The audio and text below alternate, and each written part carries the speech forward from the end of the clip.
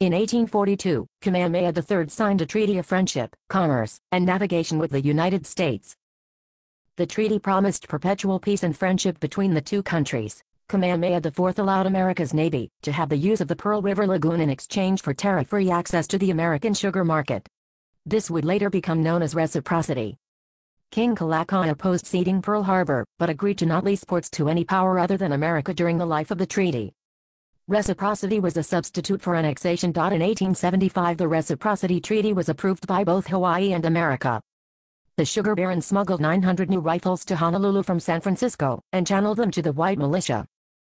Two of the future Big Five firms, then doing business as Brewer and Company and Castle and Company, as well as the O'Hall and Son and J.T. Waterhouse, armed a revolution which forced King Kalakaua into signing the Bayonet Constitution.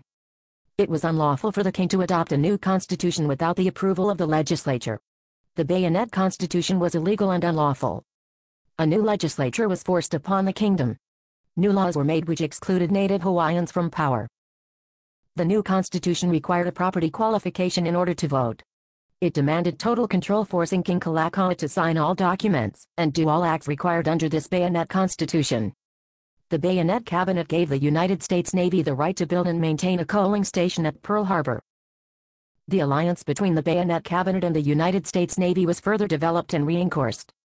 Between the first constitution in Hawaii in 1840 and the Bayonet Constitution in 1887, a systematic theory of white supremacy had been developed that came to be called social Darwinism. The keystone of social Darwinism was the teaching of white supremacy. The original Treaty of Reciprocity had run for 7 years, then was to run from year to year until renewed or cancelled. The Treaty of Reciprocity, giving exclusive use to the United States Navy in 1887, would expire in 1894. The only way to guarantee that Pearl Harbor would remain a possession of the United States was to overthrow the monarchy before 1894. The Hawaiian Kingdom was overthrown by the sugar barons in 1893. A provisional government was formed by the conspirators with the backing of the SS Boston and its firepower. The provision government renamed itself the Republic of Hawaii in 1894, maintained American naval forces in the islands, and turned over the sovereignty of the Kingdom of Hawaii to the United States of America. The SS Boston, an American warship, invaded the Kingdom of Hawaii in 1893. The warship had 8-inch and 26-inch cannons with 174 cannon shells. It unleashed upon the sovereign Kingdom of Hawaii 162 armed men, equipped with 14,000 rounds of rifle ammunition and 12,000 rounds of pistol ammunition. Queen Liliuokalani opposed this.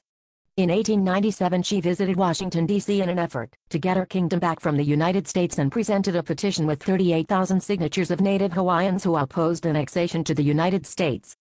This was over 95% of the 40,000 native Hawaiians alive in 1897. The Treaty of Annexation began with these words: "The Republic of Hawaii hereby cedes absolutely, and without reserve to the United States of America all rights of sovereignty of whatsoever kind in and over the Hawaiian Islands." By the end of 1897, the Treaty of Annexation failed to get the two-thirds needed in the Senate for ratification. To this day there is no Treaty of Annexation, nor is there a treaty ceding the sovereignty of the Kingdom of Hawaii to the United States. Every political tactic since the overthrow of the Kingdom of Hawaii is, and has been, illegal in international law. And pretending that the document held in the hands of the statue of William McKinley in front of McKinley High School in Honolulu is a genuine treaty of cessation is a falsehood.